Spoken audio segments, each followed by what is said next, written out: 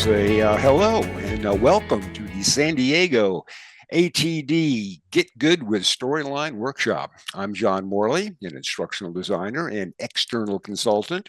So if I can help you with a project, I am right now putting my contact information into the chat window. Sponsors, we have two of them, the San Diego ATD and the ISPI Southern California, which co-sponsor the first Friday of every month a roundtable discussion. This next one will be the 70-20-10 rule, with which you may be familiar. We'll be talking about that, maybe tearing it apart, and that is facilitated by yours truly. Then on the 5th, we're going to have a live event, actual people in the same room. This will be the future of learning and a little bit of holiday festivities thrown in there. That's December 5th in the evening, 5:30 starting. And then for the 35 and under set, which could include a lot of Kevin's students here, there is a holiday. This is online, a virtual holiday party, but this is the entirety of California. This is, as it says in the left here, 4 different ATD chapters. The young professionals from those organizations will be online December 6th at 6 o'clock in the evening. Then over at ISPI, again on December 5, but this is in the middle of the day, you can learn to be a learning and development AI futurist. And who wouldn't want to be that? The future is where we're going to spend the rest of our lives. This will be facilitated by Cambria Dumsnil, who is the founder of the AI Innovation Lounge. So she should be very worthwhile to listen to. This evening, we are very fortunate indeed to have with us Sarah Mercier. Sarah is the CEO and a strategic consultant at Build Capable, a consulting firm that is known, she and they are known for translating highly technical concepts and research into real world practice. There should be a market for that. Sarah is an international facilitator for ATD's e-learning instructional design and micro-learning certificate programs. So she is very well respected by ATD and certainly contributes a lot to it. And Sarah's writing has appeared in numerous ATD and other publications or articles. She's a frequent speaker at industry conferences and events, where I met her at a ATD conference and sat into her session, got a lot out of her session. So I think a good thing to do would be just turn it over to her, stop talking, and Sarah, thank you again for joining us. It's good to be here. I was just laughing because I kicked off early this morning with a conference, an online conference for the Learning Guild. And so for those of you who are engaged in the ATD chapter, if you are also working a lot in technology and learning technology, I definitely recommend checking out the Learning Guild as well. And I'll put that in the chat. With a capital U, apparently by accident, but they're heavily in the learning technology space. So another good organization to follow. I kicked off today with a program on research to practice. So talking about different research and why we make different e-learning design decisions or don't, which was really a fun event. But I've been presenting all day today, so I'm really excited to wrap up the day and bookend it with talking about storyboarding. Now, I've been in this industry for my entire career, over 25 years now. I've taught courses and been a practitioner that entire time. I started out as a classroom trainer and using technology in the classroom, and quickly moved over to the dark side or the light side, depending on how you view it, in technology, and spent a lot of time in mobile learning development and designing apps, working in user interface and user experience design. And I say all of this to say that a lot of what I'm going to share with you today is a combination of practice from other fields of study in designing web content. So I think that what I share with you should give you some different options. Kevin mentioned at the beginning of this call that people have a wide range of ways that they storyboard. And so when John asked me to talk about Storyline and to talk about storyboarding, I said, you're not going to open Storyline. We're going to talk about what you have to do before you open an authoring tool. And this part is the most important part. If you spend enough time in your design, you won't have to spend all the time revising a bunch of mistakes during development. So I'm really excited to share this with you. Now, John gave me a long introduction. I'll give you some links at the end of this presentation to check out our work. I work in a lot of different areas, from design and development to working in data strategy and XAPI. I know AI is a hot topic right now. I don't talk explicitly about it, but I use it in my work all the time. So I've been enjoying seeing people do that. But I did create a GPT the other day for an accessibility helper. So if you need help with accessibility in your e-learning design, I'm sharing stuff like that all the time. So later on, I'll share some links so that you can look at some other resources and things that I have that might be useful to you. But for today, what we're covering is, first of all, what makes storyboarding difficult. And I think we need to get that out of the way up front. Then we'll talk about how we can separate storyboarding into formats that will give us better feedback from our stakeholders and make sure that we iterate on a better design process. And then we'll talk a little bit about planning your layouts and interactions before you ever open your tool.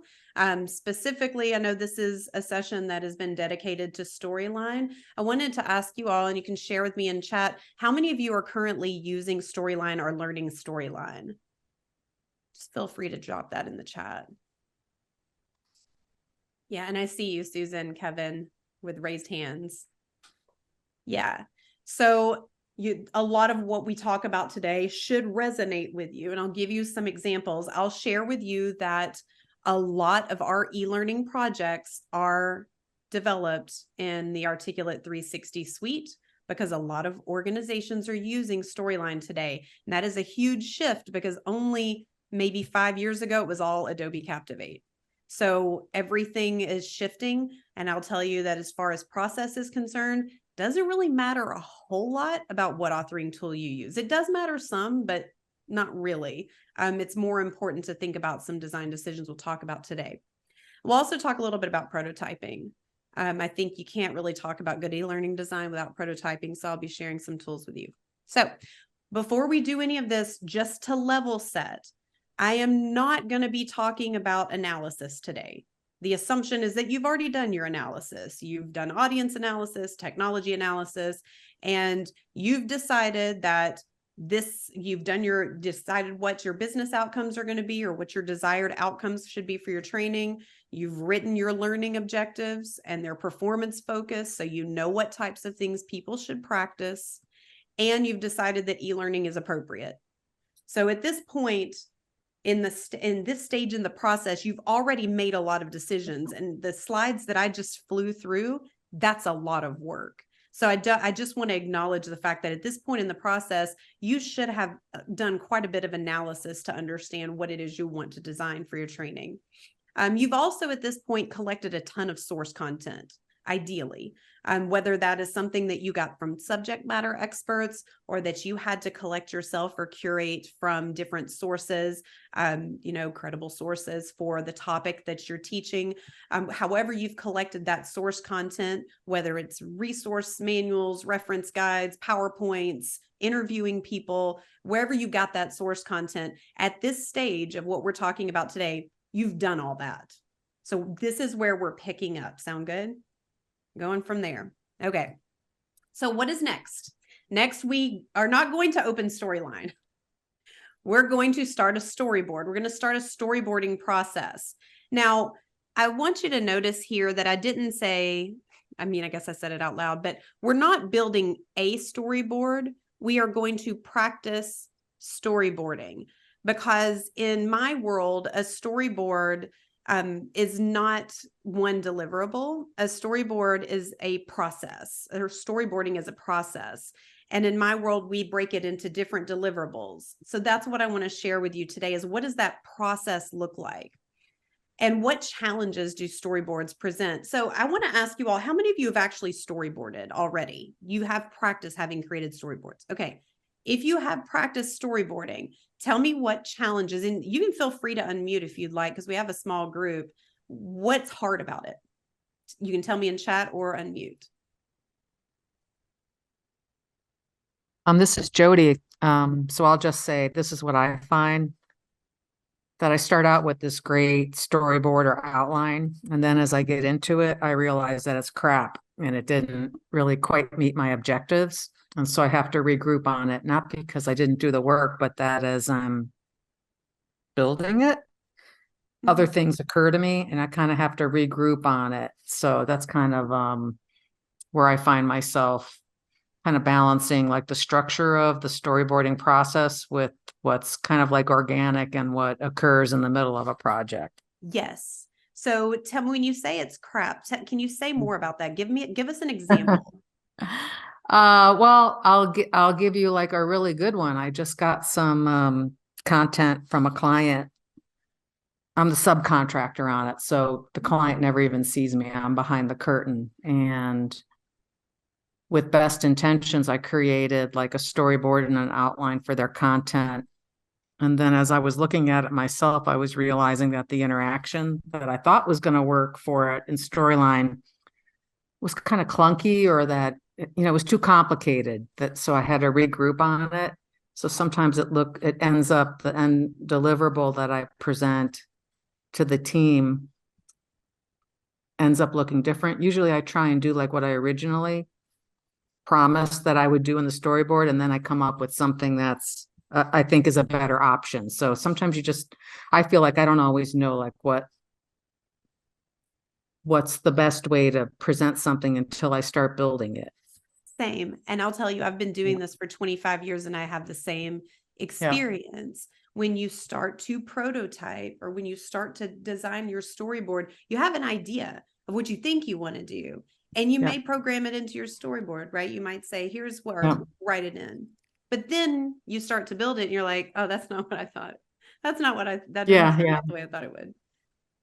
Yeah, So because you asked, I put together a poll here, and it looks as if we have, let's see, start is requesting an AI companion. No, I can't do that right now, Samuel. 13 have been doing storyboarding and one has not. So that is your audience. That's awesome. Thanks so much for responding to the poll. Okay, so, and let me quickly respond to Samuel. He wanted to do the AI companion, and we discussed earlier that we're not going to do that this time, but we'll experiment with it later. Nice to see you, Samuel. Okay, Sarah, it's all yours. No worries. So Jacqueline, and thank you, Jody, for sharing. I really appreciate that. Jacqueline says, I often get too far into development when doing a storyboard or a fast prototype. Can you say more about that, Jacqueline? Would you mind? Sure. So what I experience is that I go about starting to create my storyboard, and I want to, in pulling in things like graphics and maybe a script, outline.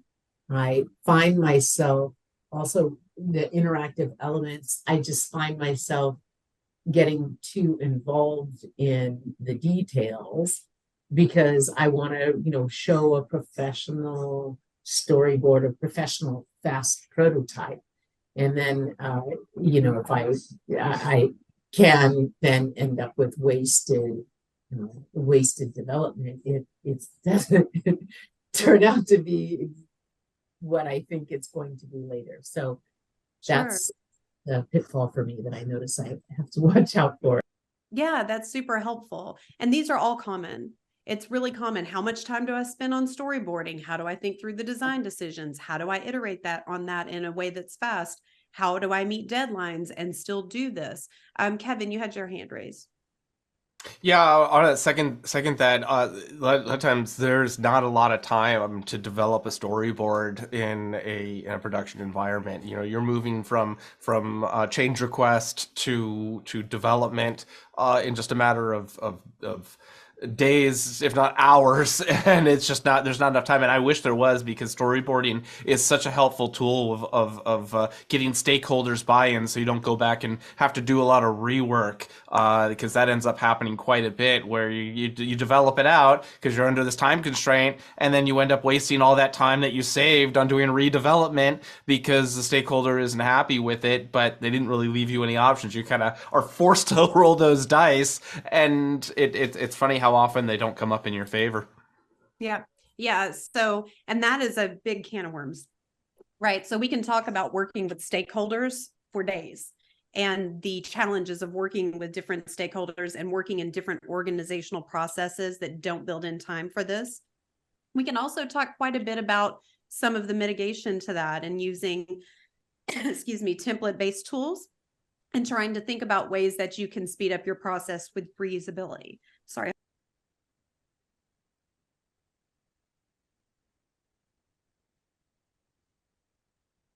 Sorry, I talked too fast. I'm joking. Hold on. Oh.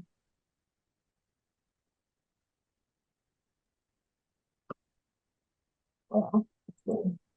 Okay, Sarah, I feel your pain since, as we were talking earlier, I had a cold last week, so I'm still coughing on regular basis. Yeah, I haven't. So I'm getting. I've been hopefully getting we over. don't lose me. I was Take there. I your was just getting time. over bronchitis for the past 3.5 weeks, coughing nonstop. Totally understand.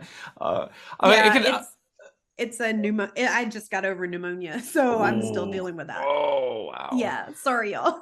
All right. But yes, so time challenges are a big one. So I want to share some things with you all today, but take that into consideration. How high fidelity of a storyboard or prototype process do you need for your project? If it's high risk, if it's expensive, if it's something that has a lot of interaction because you need to have in-depth practice activities, you're going to need to prototype it. If you are going to open up Articulate Rise and plug stuff into predetermined blocks, then you're probably not going to need to prototype as much as you are going to need to think about some of the earlier storyboarding steps. So with that being said, what I'm going to propose to you to consider today is a process that's broken out into pieces. So we're going to talk about the benefits of thinking about storyboarding as a process that has different deliverables. One is going to be a content map and a content outline. We'll talk a little bit about mocking up different layouts and wireframing. We'll also talk a little bit about style and mood boards and then prototyping. So I'm going to split this into different concepts. When you're doing your storyboarding process, there may be some of these steps that might not need as much time for some projects as others. I will tell you that on the projects that I work on, there are times where I don't need to prototype an interaction because it's something that I've already established works for a given type of scenario or situation. So I'll share some of that with you when we get to that point. Let's start with a content outline. This is the easiest one to talk about. It is the most basic. So all a content outline is it's pulling all of that source content that you have for your topic and trying to organize it.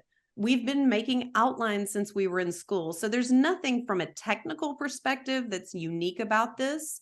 It's thinking about what are your objectives for your training, for your e-learning specifically, and then think about how am I going to need to structure and sequence that. So think about it from headings and content. I take all of my content and establish an outline. So I'm going to share a couple of examples with you just so you can visualize this. One is just in a Google Doc where we work with the client. This is with Leave No Trace. And we worked with them on an awareness course for state and national parks. And we literally collaborated on the content itself in a Google Doc. There was nothing special about this process other than we worked out all of the content that needed to be in based on the objectives and that didn't. We actually paste the objectives at the beginning of it so that we can reference them as we're deciding what content should go in and what shouldn't. So this is a simple way to start to establish what content is in there and what's not going to be in there, and separate it from visuals and activities and everything. Just working on content. Yes, John.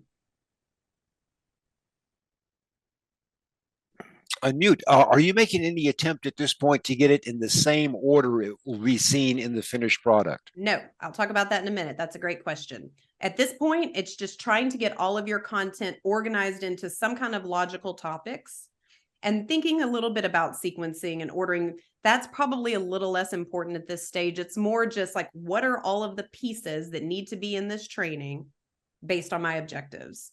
So it's a way to work through content without anything else, just straight content text. All right. So, Kevin, did you have your hand raised still? Yeah, I do have a question.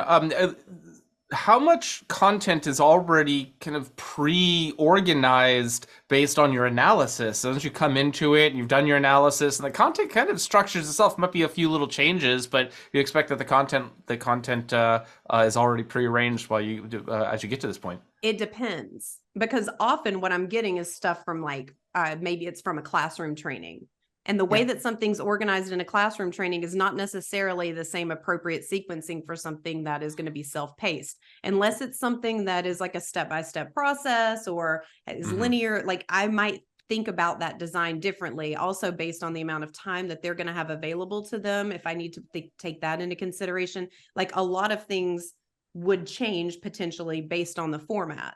So yes, sometimes, there are certain things that might be already established, but that's a really great point. And that's why we started by saying, at this point, you've done your analysis. So you should have that, a general idea of where you want to start. What I like about this process, and I'll show you another example. This is just in Microsoft Word for a project we did for the Department of Justice for training for police officers.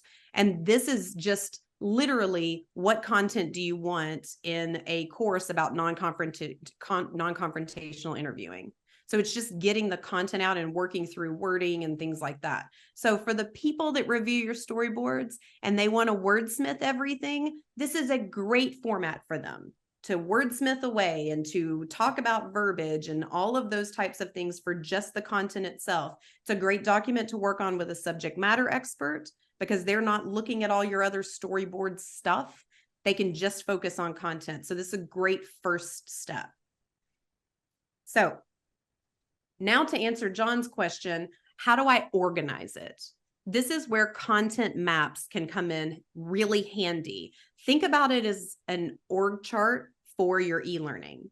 So this is where we take all of those headings that we established in the content outline and think about all of the different topic areas, and we put them into some kind of org chart structure of what order are they going to be in and how is it tied together. So let me show you a couple of tools and examples. I use this on every single project that I do. So this is, I never skip this, even for something in Rise. I always use this. So I use a tool most often called MindMeister. I find it very easy to make these charts with MindMeister and to move things around. Here's an example of one. So this is an example of the Leave No Trace course that I talked about just a moment ago. This particular course it was very basic. There was an introduction. There were impacts that are created by visitors in parks, principles, whatever. So just basic topics. And so we could organize those. And what is nice about this is I can see a high level structure of my course. I can see what order things are in. I can see subtopics. I can place in where I want activities, and I can just move stuff around. So I have this as kind of like my overarching blueprint, whereas all of my design details are in my content document.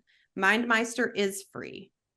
So I have a paid account now because I have like 1,000 maps in there, but I didn't pay for it for probably 3 years when I first started using it. And depending on how long you need to keep your maps in MindMeister, because you can export them, you might never need to pay for it. So that's going to depend on your usage and what you want. This is a second example of a course that had 2 modules.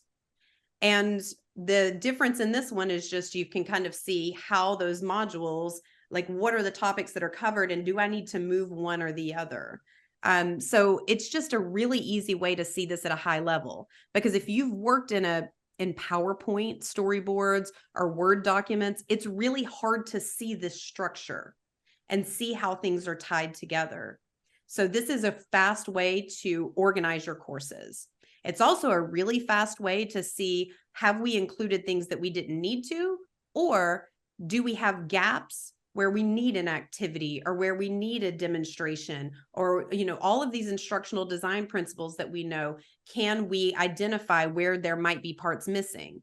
Because if you put together a structure like this, you can see at a high level, am I just going to be talking to people for a long time and dumping content on them and do a quiz at the end? Or am I giving them appropriate practice activities where they need it? So it gives you a high level view of something like that.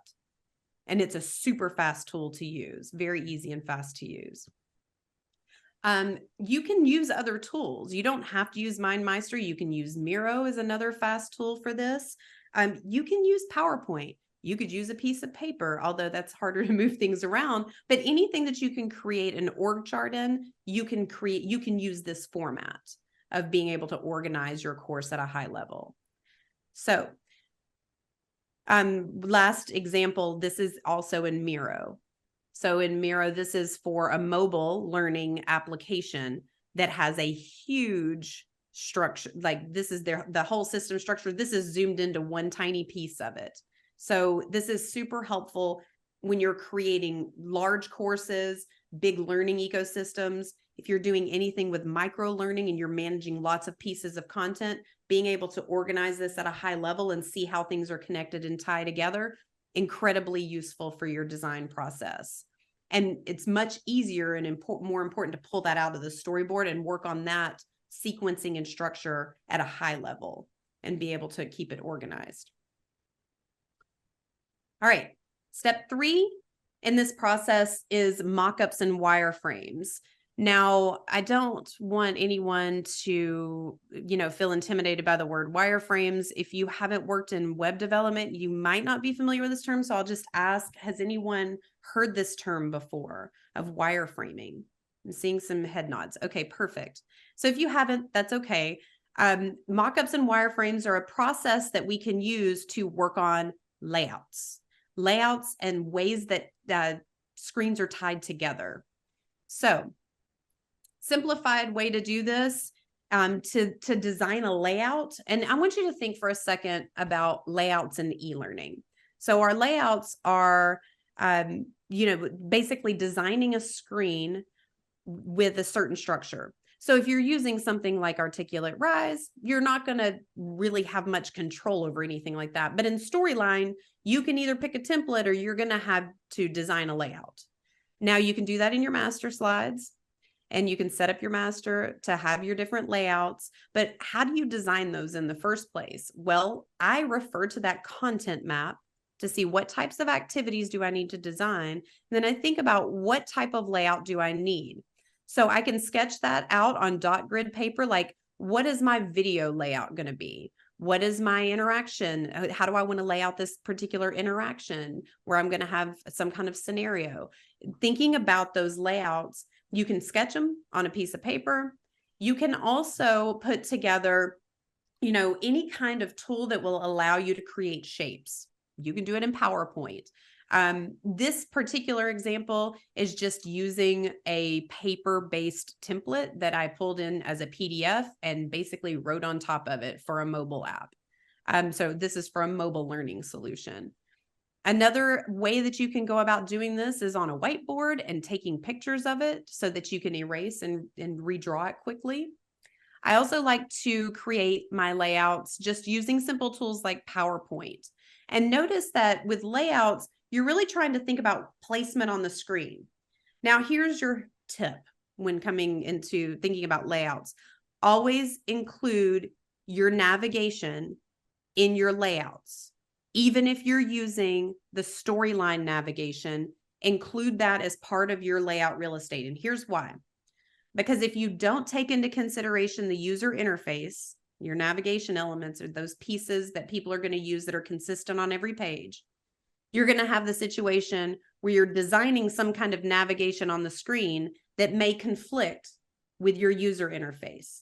I see this happen all the time where it's like, okay, do you want me to click play here or do you want me to click play here? Because there are two play buttons, there are two next buttons, there's conflicting navigation. So think about that when you're designing your layouts to include those pieces so that you take them into consideration in your design.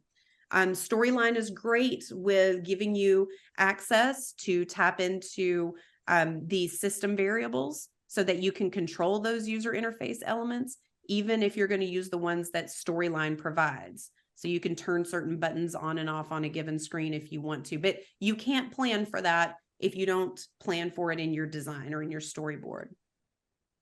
So this is a tool that I really like to use. It is called Paper by 53. I just mentioned this because I actually like to do this layout process on my iPad. So if you're an iPad user, using any kind of drawing tool on your iPad might be useful. Here's an example. I know it's sideways because of the screenshot, but just kind of thinking about your layouts, being able to kind of sketch them and then export them to images, you can start to think about what your layouts might be. So again, this is just thinking about overarching structure for the different pages that will be in your e-learning. And this helps you develop out your master slides or your master in Storyline specifically.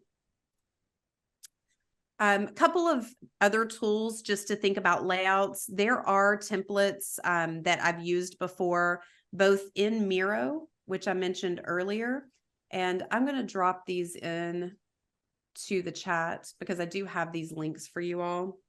So here are a few links for templates. I've used Miro templates before, and I've also used Figma for this to set up my layouts. So if you're interested in using tools that have predefined layouts that you can start from and give you ideas, a lot of us don't like to start from a blank piece of paper, so this may be helpful for you. Another idea is just to open up different layouts that are themes that are in Storyline to kind of give you some ideas on what you might want to do. All right, so we've got our content outline. We've thought about our overarching structure and sequencing for the content for the e-learning. We've also taken into account what types of layouts might we need for our content that we've designed. Let's talk about visual identity, because this is a big one. If you've ever taken a course that on one screen you have some clip art and another screen you have a real image, and on one screen a button is green and the next screen the button is blue and it's all over the place, establishing a consistent visual identity is really important. Also, if you've ever worked in an organization where everything had requirements from your marketing team about what the visual identity had to be, establishing a mood board or a visual identity, taking those requirements into consideration is going to be super important. I did some work with Coca-Cola for a while, and everything had to be red, black, and gray and bubbles. And so but you have to take that into account when you're designing your project. So this is an example of a real mood board or visual identity. And I share this with you because it does not have to be anything fancy. This is literally a table that we set up in a PowerPoint slide so that we could share it with a client. What you notice here is you've got a heading established in a font type and a font size, your accents, your body, your captions, what color are they going to be? What size are they going to be? I'm checking colors for accessibility and good contrast. Like, these are all the decisions you can make during this stage. What color palette are you going to use? Are you going to use real images? Are you going to use illustrations? What style are they going to be in? What kind of icon set are you going to use? What style is that? Do you have to include certain logos? All of those design decisions, taking the time to separate that out and just think about some of those factors by themselves is super helpful. Now, can this change later when you start to play around with your design? Sure, it can. And as you factor in some of those decisions and say, you know, I thought it was going to be this color palette, but then in practice, that wasn't working out so well. It didn't work out for the interaction, or, you know, I had to take into consideration color blindness with using these two colors together. Whatever that is, it helps you to get a head start and to have standards. Now, This is a simple version. This next example is a more high fidelity version. So in this version, what you might notice is that everything is super specific down to the size. What I would recommend if you're working on teams that regularly put out training in a similar template, have a standards document for your visual design. Have a design document that you use so that everyone's consistent. And here's why. When you don't do this, each designer may make different design decisions, and you could be causing extraneous cognitive load on your learners because you're making them think about why in this course, the navigation was this way, and in this course, the navigation was this way. So if you're putting out courses on a regular basis, you're kind of training your clients or your customers or your learners how to use that content in a certain way. And so it's good to try to stick with the same type of UI if you're pushing out training on a regular basis. So that they don't have to think too much about the user interface. Now, that's a whole other can of worms getting into using design affordances and design thinking. So it's helpful to have these standards, especially when working on teams, but definitely you have to make those design decisions yourself. What do you do with those design decisions? Well, you set them up in storylines so that you have your headings set up, you have all those styles set up. So that way, when you're going through your process, it's already established. You don't have to change the settings every time you add text to a screen because you've established that in advance. I did want to share one of my favorite tools with you. This is called Adobe Color. And I use this when I have to come up with a brand new design. So if I'm having to decide on a new color palette, an image style, you can actually go in and select the Explore tab at the top and type in topics. You can type in ideas, themes, and it will give you different color palettes and visual images. Now, of course, if it's Adobe, if you have Creative Cloud and you have a subscription to this, then you're in good shape. Otherwise, I would use this as a brainstorming tool and decide whether or not you want to actually purchase it. But to use the color palette tool in here doesn't cost you anything. You can actually pull the color palettes with the hex codes and everything straight out of this. So I found this to be a really useful tool. You can, if you have corporate colors you have to work with, you can actually plug that in and it will give you corresponding colors and colors that coordinate with your color palette. So it's a nice way to come up with other related visual styles for your organization or whatever client you might be working with, for those of you who work with clients. Yes, Jacqueline, that's exactly right. You can drop in your image. So an image that you want to use, maybe a cover image or something that you've already planned for your course, or a diagram or something that is, that the organization has created. You could drop that in to get your color palettes from too. That's a really great suggestion. All right. Just make sure that it's okay for you to drop images in. There's nothing that is specific to your organization that you share. Okay. So this is a big one. I want to talk about prototyping. This is where the biggest time investment can come in. Because what tends to happen is when we prototype, the most beneficial way to prototype is often going to be in your e-learning authoring tool, because the interactions and things like that are going to be limited. It would be a whole other conversation if we were talking about us programming natively in HTML5, then we have a whole different set of standards. But if you're using any e-learning authoring tool, you do have to think about what is available to you. And that means going to workshops like John's to know what is available to you in tools like Storyline or whichever tool of choice. That being said, there are some tools I'm going to share with you that I use for prototyping, and I use this one specifically. This is called PopApp by Marvel, and I'll drop this link in the chat. I've used this since 2010, 12, something like that, to prototype out my layouts and my interactions. So what this is really helpful for is when you put together your layouts or your navigation, getting some super fast early feedback from different users or different stakeholders in your organization about like, is the navigation working? Is this layout? Does this make sense? So if you want to get some early feedback on things like that, this is a super easy way to do it. Basically, all you have to do is sketch out or mock up whatever your layout is, whatever your visuals are for your course, and you can drop hotspots on it and you can navigate through it. It works on mobile devices too. So if you're designing anything for mobile devices, it's a great tool to use for that. And your stakeholders can comment directly in this tool. It is free up to 3 projects. So I highly recommend checking this out. I do a lot of projects in this tool. What I like about this is, I think maybe it was Jacqueline was talking about, and definitely Jody was talking about how you think you have conceptualized something, but then when you put it together, it doesn't come out like you think. This particular approach can help you get some of that early feedback. Oh, I don't like that color. I don't like that structure, without you having to spend a lot of time building it in the tool. Because in order to get this mocked up in a tool, you're going to have to make a whole bunch of other design decisions that you're probably just going to throw away.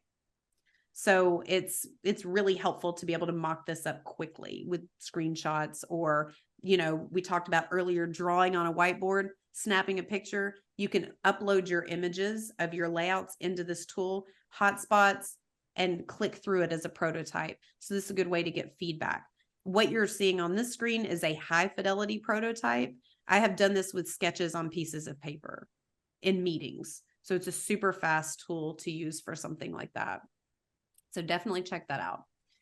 Another tool, this is one of my favorites. And if you're doing anything in Storyline with branched activities or branched scenarios, does everyone know what a branched scenario is, or a branched activity? Yep. Okay, perfect. So if you are working on a branched activity, meaning I am going to give you maybe a question or an option, and depending on what you choose, it's going to jump you to a different branch. It's going to jump you to different options. A good tool to use for this is called Twine. And I have not found any other option. And if you have, please share that in the chat, because I'm always looking for options. Not found any other option that is good at prototyping out scenarios and testing them before trying to build them in a tool. This is the fastest way I've ever seen to do it. What it does is it gives you the ability to set up kind of like this choose your own adventure structure without doing anything in the tool, to test out the text, to test out the options, to test the navigation, to see if I go to this one, how am I going to get back on the right track? How many branches am I going to have? Designing all of that out before getting into the tool, super helpful. I wanted to share an example with you of a project that we did for law enforcement. And I actually mentioned this earlier when I was showing you those examples. This is something that we did for a scenario where this is an early prototype. So this is not the final. And some of the things that we noticed in the scripting was that, 1, it wasn't very realistic. 2, the way that it was worded, it sounded like it had obvious answers. And 3, it was really hard to work through how many options did we need to have? Were the options appropriate? Were they realistic? What edits did we need to make? And we tried to do this on paper in a Word doc with the client for several weeks. And finally, I said, let's prototype this out and let you see how this plays out so that you can actually play with this scenario and give us some feedback. So there's some information about, a situation. Which conclusion do you draw? So I'd make a decision. Okay, well, I made the wrong decision. So I'm going to start over. And let's see if I go down the other path.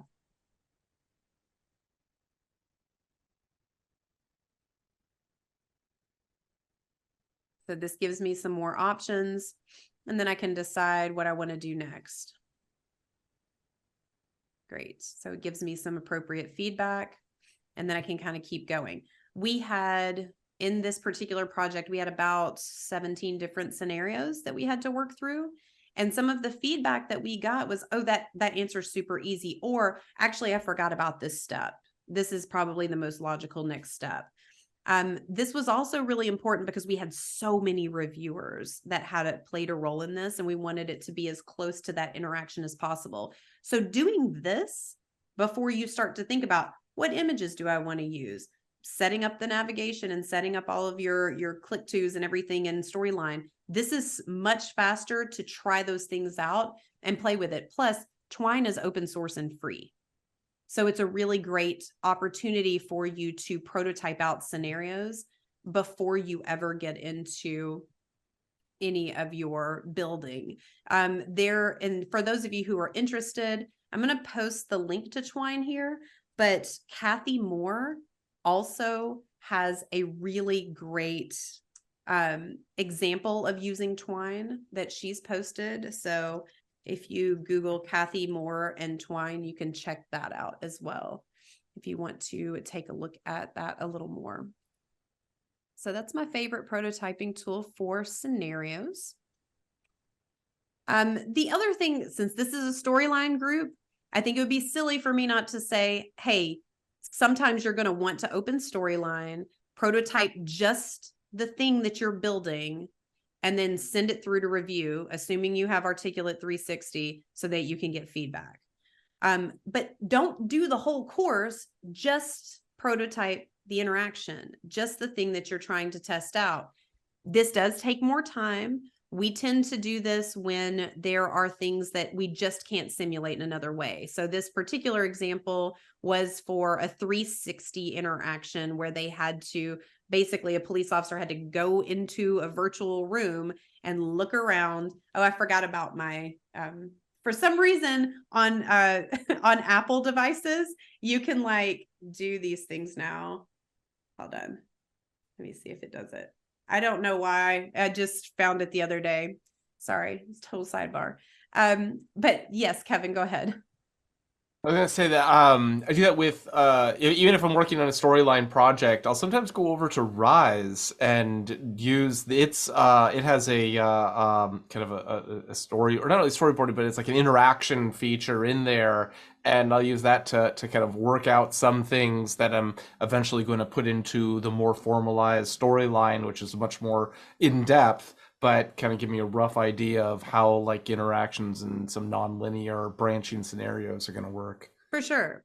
Yeah. I mean, so the whole goal of prototyping is how fast can you get something in front of someone that is close-ish to what it's going to be so that they can give you some feedback. Because the reality is, if you're going to make really good e-learning, you're going to have to iterate on it a lot. No matter how basic or simple it is, you're going to go through iterations of design. And so when you prototype, even just the one piece that's going to be an interaction or practice activity, getting that in front of people with whatever tools you have. So I'm mentioning a lot of the ones today that I use, but sometimes this is the appropriate way to prototype. What I don't do is build out the whole thing. I don't storyboard in Storyline. I don't build out the whole thing in Storyline. I only prototype certain interactions. As a matter of fact, this particular prototype made it into the storyboard that had to be reviewed by the client. So when they were reviewing the storyboard, which was built in PowerPoint, ultimately, they were able to click on the interaction in the storyboard and play with just that interaction, because it's really hard to demonstrate what that looks like in a PowerPoint storyboard, right? And to recreate that in a way that someone would be able to give me feedback. So we talked about these 5 pieces. I want to show you some real examples. So once I go through this process of thinking through what's my content, how is it structured and sequenced, what do I need to mock up or try out as far as my layouts and my user interface and my navigation, I have to think about what types of style am I going to use for this particular e-learning, and am I using it consistently throughout, and then prototyping whatever interactions that I want to include where appropriate. Then it's going to make it into a storyboard. Now, I'll tell y'all, 99% of the time, I don't share my storyboard with anyone other than other instructional designers on my team. Mm-hmm. So it's only my colleagues. I'm not sending this to clients and say, look at my storyboard, because they're going to be like, what am I looking at? So yeah. I send these other pieces, and then I pull it all together into my storyboard to think through, do all these pieces work together? So I'm pulling in, you know, you'll notice on this screen, this is just a close-up of a PowerPoint storyboard. This went into Storyline when we were finished. And down at the bottom, I've got a link to the scenario. That's just a link to that twine scenario that I showed you a minute ago. So just putting together some of these things. You'll notice that I have a place for what images am I going to use? What alt text am I going to use? So this helps me start to think through some of those decisions as it's all put together, instead of just only thinking about them separately. At some point, you have to pull it all together into one design. I even do use storyboards for Rise. So I have a really cool storyboard template that is, I actually found an original version on the Articulate community many years ago, and then my team has revised it since then. But all of the master slides in this PowerPoint deck are different blocks in Articulate Rise. So I can go to a master slide, pick what block I want to use, and then fill out the storyboard parts to it. Just using this as an example of how you can start to templatize your storyboards for different interactions you might commonly use in different situations. So this is a hotspot example. And then here's another storyboard. I had a client that wanted their storyboard in Word. And Word is the biggest nightmare place to storyboard in my experience.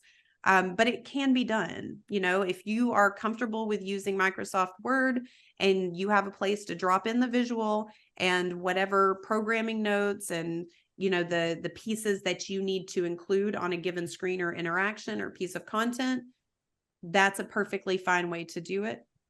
Just make sure that whatever you use, you are actually sectioning it out so you can be clear. In Storyline, you're working with stages. You know, it's not like Rise where it's an ongoing page forever, potentially. In Storyline, it's just one screen at a time. You're going to have to decide what size that screen is and roll with it. So thinking about those design decisions and your different formats, whether it's for mobile or tablets or whatever, you know, you'll have to decide what that is and work through those layouts. This is an example of one in Google Slides. So just notice that there's nothing fancy about this. It's me trying to get everything on the screen that I'm thinking mentally about including. What images am I going to use? Am I going to use text? Am I going to have audio? Like this particular example was an interaction or was an example and had an audio demonstration of how to talk. I think this was how to use preface statements. So we actually had an audio file of how to, you know, the inflection in your voice and the things that you should say, an example of that. This is an example, a friend of mine, Connie Malamed, shared this example with me of just a scenario, just storyboarding out a scenario and thinking about the feedback. One thing that I notice is a common error in storyboards is not having enough space for your feedback or having enough space for certain things. And so it is important in your storyboarding process to give yourself or to actually put in your real content and make sure that you have enough space for it and you're thinking through how you're going to present it. Are you going to give your feedback on the same slide? Are you going to have it be a pop-up? Are you going to have it take you to another place? So it's making those design decisions in your storyboarding process so you don't run out of space when you start to build it. Oh, sorry. John, yes. You're muted. We are going into the last 5 minutes here if you want to wrap it up. And I needed a minute or two at the end to get a gallery photo. Okay, Kevin, go ahead. I was looks like you brought assets from Storyline into PowerPoint there to, and I'd say that's a great idea on your, if you're doing your storyboarding in PowerPoint, try to use the same assets that you end up using in Storyline. Then it's not so of a jarring change between the two. That's exactly right. Anytime that you can use the actual visuals or content that you're going to have in your training in your storyboard, go for it. Because the closer it is to reality, the better it's going to be in allocating the appropriate space and theming and all those things. Like it helps you make better design decisions for sure. So that's a great observation. All right. Last example is just a mobile example. And I share this came from Megan Torrance. And these are all folks that are in our field that have been doing this stuff for many, many years. And I share these examples to share that there's nothing really that fancy about a storyboard. It's just thinking through your design decisions and bringing all that in one place so that when you sit down, you open up Storyline, you've made all of your decisions And now it's time to get into your development iterations. Now, Jacqueline, you probably will still have to iterate in development. The goal of storyboarding is to minimize the amount of time that you have to do that. Once you're in development, you shouldn't be making design decisions anymore. You should be testing out your design decisions and making adjustments as needed. So at that point in the process, you've really thought through all of those pieces. In a perfect world. In a perfect world. And that's the thing.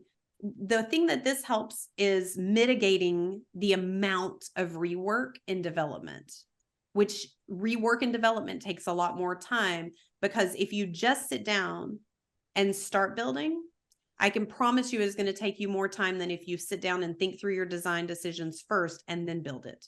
It has proven to be true. And I actually have to do billable hours on this. And so it's proven to be true for us and our team over the years, that anytime we do not practice these pieces, we end up spending a lot more time on the project than when we actually go through that storyboarding process. Yeah. So as a takeaway, I'm sorry, go ahead.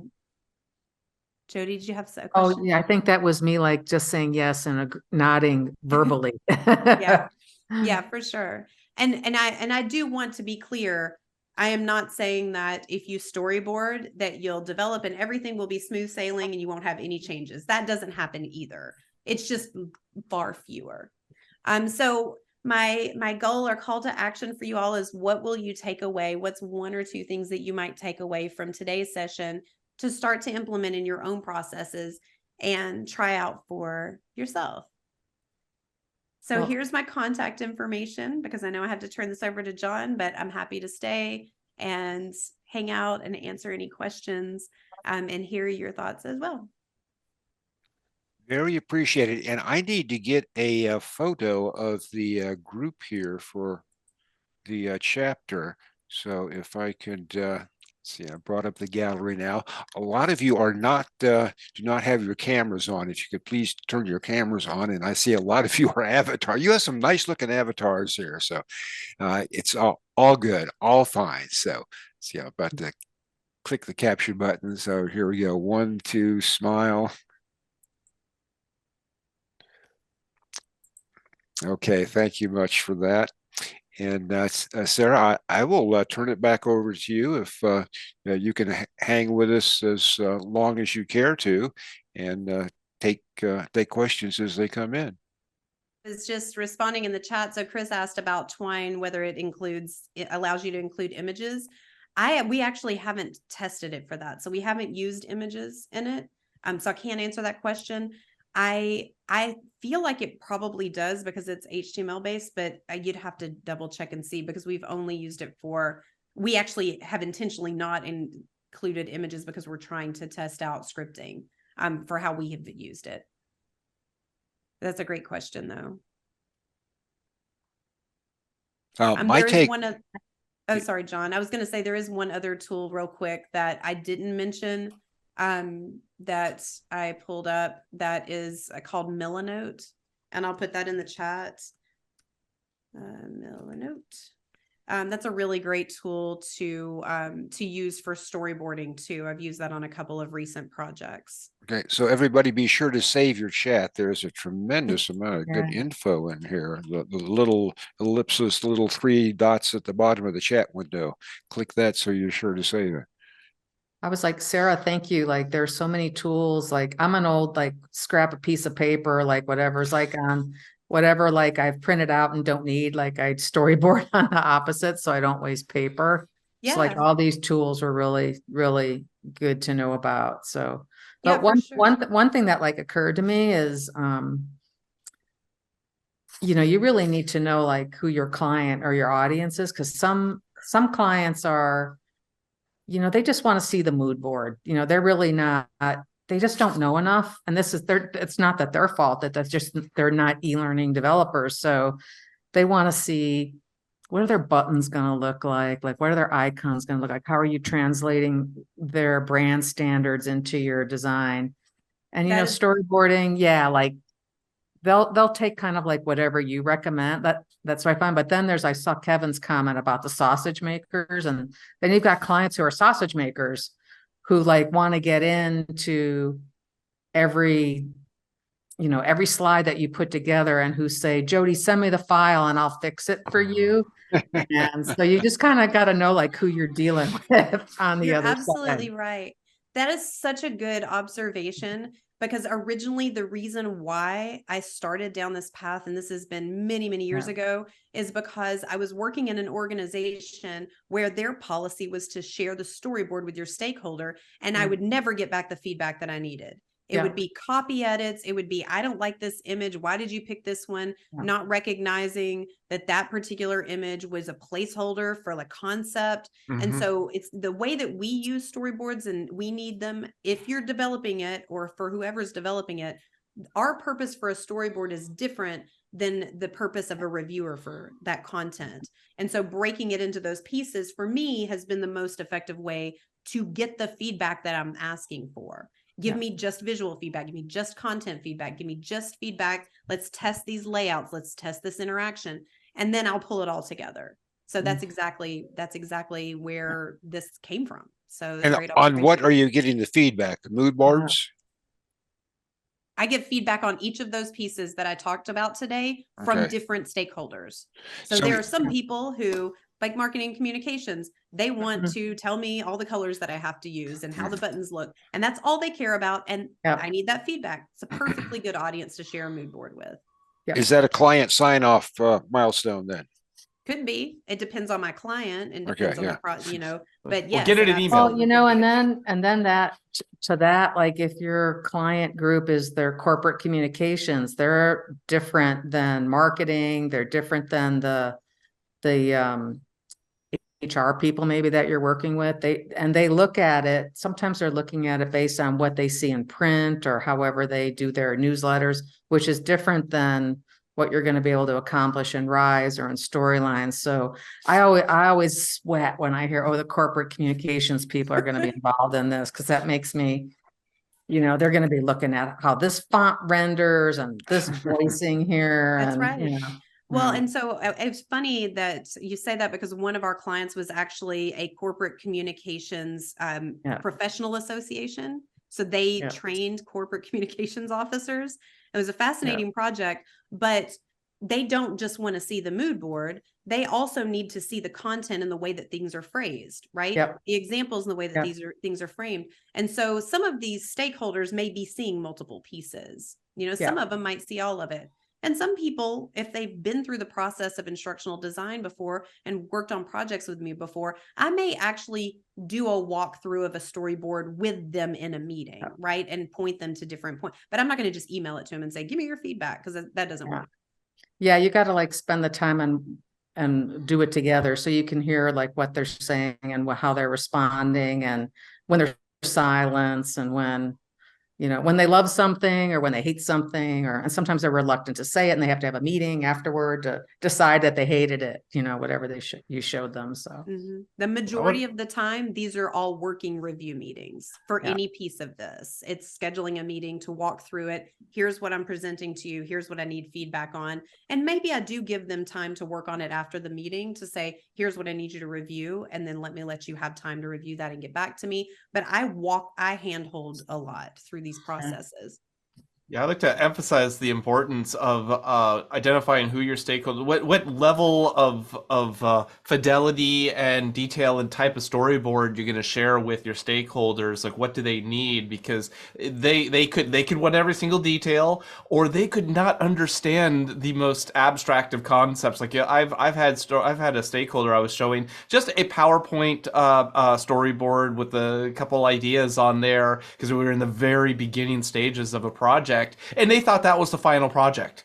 They thought that this is not what it's going to look like, is it? I could do PowerPoint myself. And I'm like, no, you don't understand. This is just a sample of what it could, what direction we're going. And it made things very difficult, because they had now this expectation that we were not doing our jobs correctly, because they didn't understand the use of a storyboard, much less even the concept of a storyboard. So really get to know your stakeholders to find out what is the amount of material and how are you going to share it with them, and what fidelity it's going to need to be to get the results that you need. And also, how much weight do you give their feedback? Yeah. So if somebody says, I don't like this purple, does your opinion matter or not? Right. Mm. If it's not like, if it's more They're preference paying you. feedback, if depending, like if you're paying for the project and you feel super Yeah. strongly about it and it's not causing any kind of instructional impact, then maybe you get your color purple or the not color purple. So you kind of think through the weight that you give different feedback to, as long as it's not, competing with the instructional goal, of course. Yeah. But, I've done some like having like the head, the last level corporate executive head of XYZ who has to approve it, and they find out he hates X color, and HK says he hates that color, and go change it. Like, okay. Here's a hack I did. I was working with a stakeholder, and you'll probably find a lot of stakeholders like this, that no matter how perfect, how meticulous whatever you share with them is, they're going to find something wrong with it. Yeah. They will, because they have to put their finger on it. So I started creating errors and problems for them to focus on, just so they can know, oh, I'm going to change that. And I'm like, oh yeah, we'll change that, no problem. And it keeps their eyes off of making unnecessary changes. Yeah. I'll have to remember that one. Sort of like a false flag error. Well, I think there was that thing that Scotty said in Star Trek, where he's like, I'll tell the captain it takes 4 hours when it actually takes 2, just so I can be the miracle worker when I get it done in 2. Yeah. I wouldn't advise doing that all the time. Sarah, I thought like all your tools were really great. So thank you and I was like I said, when I was verbally nodding, going, yep. So sorry if I interrupted. Really appreciate the stroll down technology lane there to see what everybody else is using. That was most helpful. Yeah, and know where it's so. The reason why I share all these tools, I do not use every single one of these tools on every single project. I have used all of these tools on different projects with different requirements and needs. And one thing that I like to advocate for is play with all the tools and use the ones that are best for whatever project you're working on or meet a need. So I'm a techie person, so I'm always playing with tools to see, does this do this better than this one does? And I find that some of the tools that do the same things, sometimes they do one thing better or the other. So definitely, I like to give these options just because what's going to work for you on one project might not another, and what works for one person might not work for another. So hopefully that gives you all some rabbit holes to go run down. Yeah, no, and it depends, you use one and then you share it with your client or your stakeholder, and they're like, they're busy, it's not their fault. They're busy. They got a billion other things to do. And they're like, I can't even look at this. Like, just go do your thing, and leave me alone. But you use it for yourself then to make sure you stay on the right track. So yeah, I always tell people that my storyboards are to remind me of decisions that we made, right. not somebody else. So that's probably another one of the big ones, is that we think we're going to remember everything and you're not going to. So being able to document that in whatever design documents that you use is going to help you later for sure. Yeah. Thank you. Yes, of course. Well, Sarah, I feel a lot smarter now, so really appreciate you spending your time with us. Very, very appreciated. Very valuable. 10 times smarter. Well, I appreciate everyone else's participation. And, one of the reasons I tell people that I do these things still at this point in my career is that I learn something every time, because we're all going to be smarter than the individual. And so the more that I surround myself with people who are practicing the same things that I do, I always pick something else up. So thank you all for your participation and your input. That's always valuable to me, when I give my time for these things. So thank you. All right, when you're through learning, you're through. Any other questions? Thank you very much, Sarah. I love your build capable logo, by the way. Thank you. That's new. We just rebranded. So we've been around since 2008, previously Learning Ninjas. So we've done a lot of work in this industry, my whole team, for many, many years. And we just rebranded. So we talked a lot about iteration tonight, and the logo actually was born out of that thought of iterative, collaborative design and integration. But you'll notice that there's a break in the logo because at some point you have to deliver. So that's kind of the concept behind the logo. So thanks for that. Thanks for noticing. And thank everybody for attending and participating. Thank you. Yeah, okay. Good night, Sarah. Good night, everybody. Have a good evening. Thank you. Thank you. Bye. Good evening.